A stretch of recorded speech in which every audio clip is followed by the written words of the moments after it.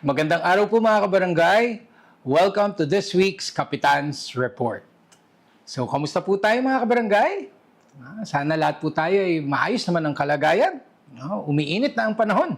Talagang nararamdaman na natin ang summer. At syempre, bago ang lahat, nais ko rin na kayong batiin ng isang belated Happy Easter. Sana naging restful at makabuluhan ang ating Holy Week. At syempre, ang aming pagbati din ng isang maligayang araw ng kagitingan na ating ipinagdiriwang sa ating buong bansa. So ano ba mga kaganapan sa ating barangay nitong mga nakaraang linggo? Syempre, unang-una, ang ating pagbati ng congratulations sa lahat ng mga graduates. Alam naman po natin, graduation season na, left and right. Ang mga graduation ceremonies at syempre ang inyong lingkod ay umattend din sa mga ceremonies nitong mga nakaraang linggo. So syempre ang aking pagbati sa Orombo Elementary School na nagdaos ng kanilang graduation ceremonies and recognition day na rin. Gayon din sa Capitolio High School. Although pasensya na, hindi ako naka-attend sa Capitolio High School, but then alam niyo naman po ang buong suporta ng Barangay San Antonio sa inyong paaralan. At syempre, kasabay na rin ng ating mga kaibigang paaralan ng tulad ng OES at ng KHS, ang ating Barangay San Antonio Child Development Center ay nagdaos din ng ating Moving Up and Recognition Day. So mahigit 100 mag-aaral ang naging movers natin. At nakakatuwa na very well attended ang ating Recognition Day ceremonies, lalong-lalo na sa mga parents and guardians na feeling nila parang sila na rin ang nakagraduate dahil sa kanilang sakripisyo at dedikasyon para sa kanilang mga alaga, sa kanilang pag-aaral nitong school year na ito. So, syempre, ang aking pagpapasalamat sa mga parents and guardians sa inyong overwhelming support, cooperation sa lahat ng ating mga activities nitong school year na ito. At syempre, matatapos na lamang ang school year, nagkaroon pa tayo ng isang collaboration with one of our commercial stakeholders, ang ProServe, isang tech company na based sa Ortigas Center. At naghandog sila ng school supplies sa ilan sa ating mga mag-aaral. So again, maraming salamat sa inyong pakikipag-collaborate sa ating barangay. And of course, we do look forward to more activities with you in the future. Siyempre, bilang paghahanda na rin sa ating moving up sa daycare ay nagkaroon din tayo ng series of farewell parties na nag-potluck ang ating mga mag-aaral. Dinaluhan din natin para makita natin, makisaya po tayo sa kanilang isinagawang mga farewell parties. So again, congratulations sa school year na ito na nairaos po natin. Of course, muli sa lahat ng ating mga mag-aaral, mga parents, mga guardians, maraming salamat. Of course, sa ating mga teachers and daycare staff, maraming salamat sa inyong dedikasyon. At nairaos natin ang school year na ito. At syempre sa ating barangay council, maraming salamat sa buong suporta. Of course, sa ating committee co-chair on education, na si Kagawad Pauline Blando. Maraming salamat. And of course, we do look forward to another fruitful school year. At syempre, bago matapos ang buwan ng Marso, ay isinagawa natin ang ating mga monthly sustainable programs na talaga nga namang patok na patok. So syempre, una dyan ang ating BSA Pray and Play program, our monthly youth camp, na kung saan ang ating mga kabataang San Antonio ay ini-expose natin sa values formation, interaction with their peers.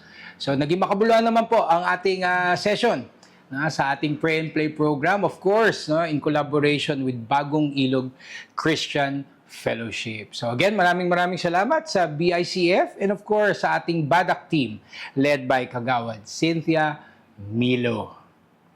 At syempre, naging blockbuster din po ang ating Basura to Ayuda program, no? Mahigit 2,000 kilo ng assorted recyclable waste ang ating nakolekta. No? So talaga nga namang nakakatuwa, no? Yung ating mga suki, no? Yung mga nakikiisa ng mga residente natin, kahit mga commercial stakeholders natin, no? Patuloy sa pakikiisa, no, sa ating Basura to Ayuda program. No? Nakakatuwa rin yung mga inquiries, no, na pwede ba magdala daw sila ng mga logbook nila, no, dahil minsan hindi nila makukumpleto, no, sa buwan na ito yung required na kilo.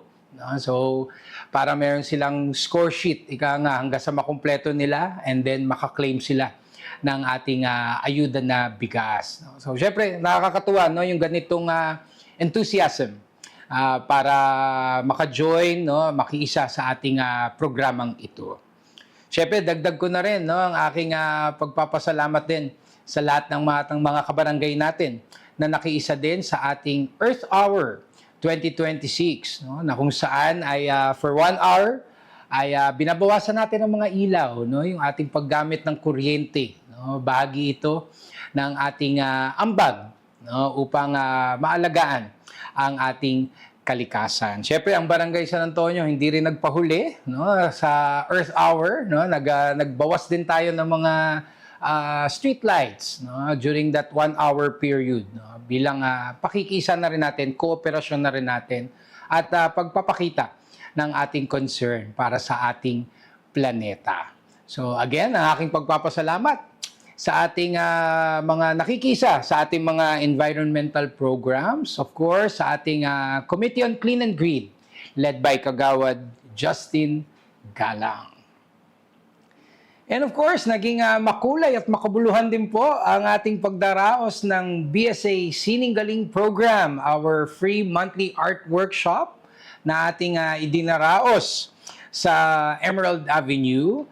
And very well attended, no? Nakakatuwa, talagang ang dami na uma-attend, no? Of all ages yan, ha? Oo. So, what's nice is nakikita natin na patuloy na nagkakaroon ng mga bagong muka, no? Of course, yung mga suki natin, naandyan na yan, no? Pero yung the fact na nagmo-multiply ang ating participants, no, as months go by, no, it's a good indication ng ating programa pong ito. Of course, ang aking pagpapasalamat din sa ating volunteer artist na si Miss Boots Estrada. No? Naging very enjoyable ang ating watercolor session.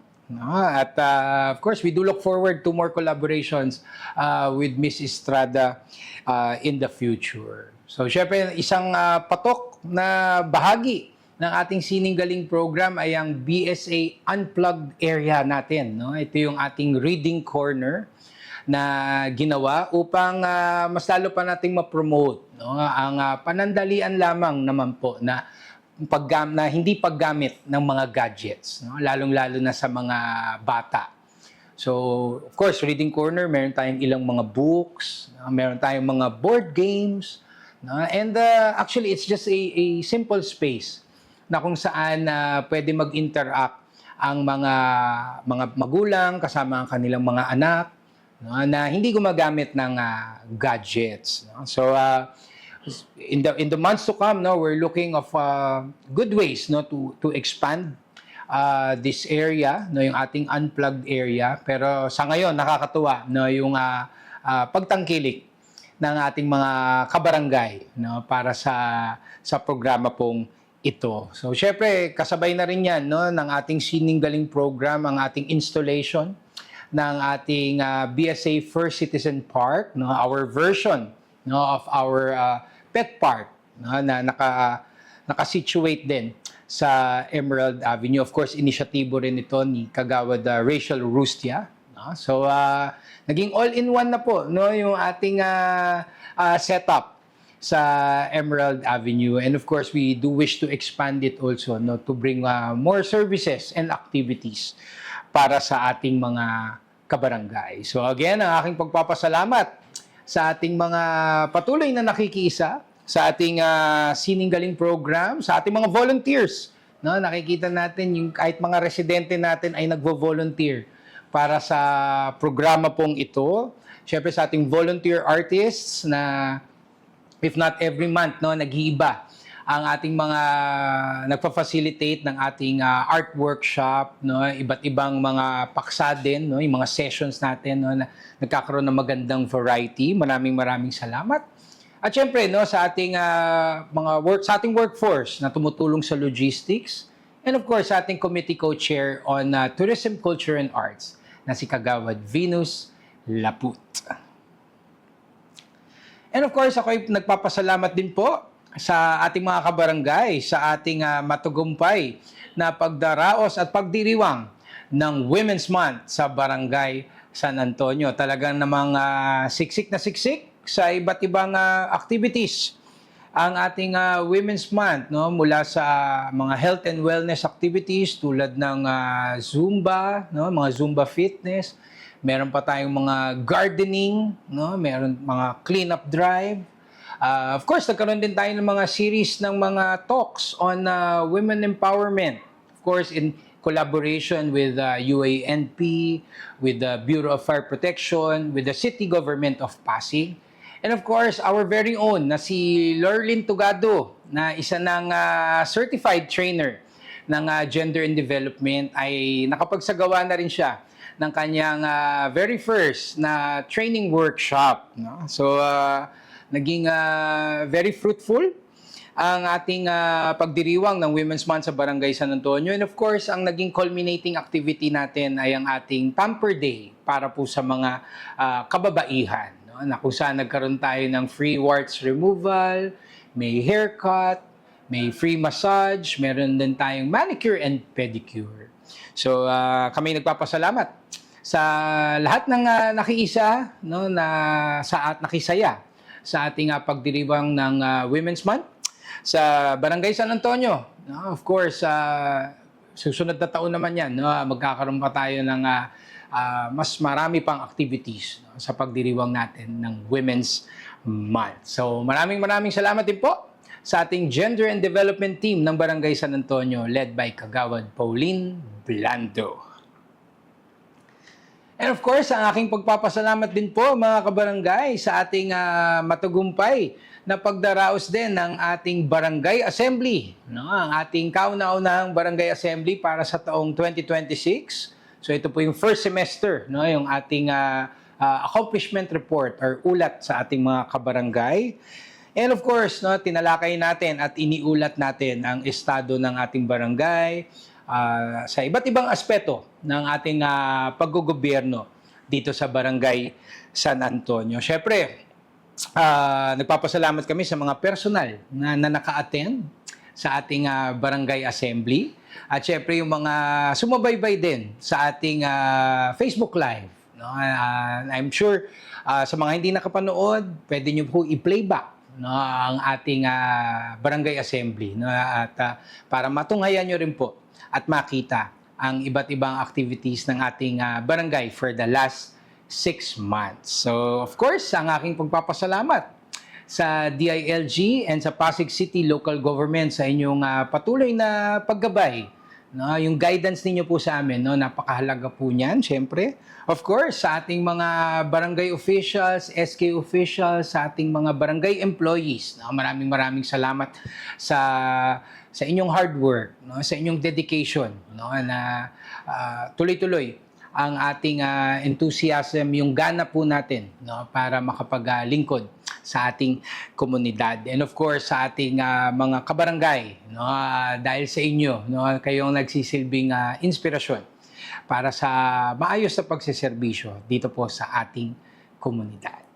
So again, of course, ang aking patuloy na pag-anyaya po sa inyong lahat to please like and follow our official Facebook pages. Please subscribe to our YouTube channel. Please join our Viber community group.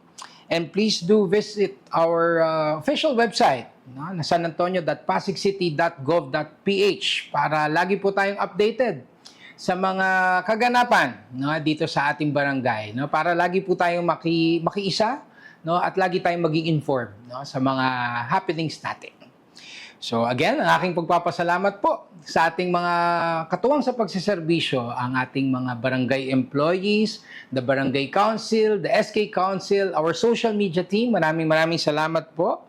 Siyempre sa ating mga benefactors, donors, collaborators. Nakakatuwa, no? Maraming salamat sa inyong patuloy na pagsuporta sa ating barangay. And of course, sa ating mga mahal na kabarangay, mga constituents natin, mga netizens natin. Maraming salamat sa inyong feedback, sa inyong mga suggestions, and of course, sa patuloy na trust and confidence para po sa Barangay San Antonio. So muli, ang aking pagpapasalamat po sa inyong lahat sa inyong pakikinig, and rest assured that BSA will continue to do its best upang ihatid po ang tunay na service with a smile para po sa ating komunidad.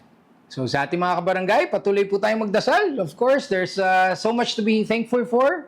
Marami rin tayong kailangan ipagdasal pa, no? Dahil sa iba't ibang krisis at pagsubok na ating dinadanas. So sa ating mga kabarangay, mag-ingat po tayo lagi. Stay safe always. And may God bless us all. Thank you.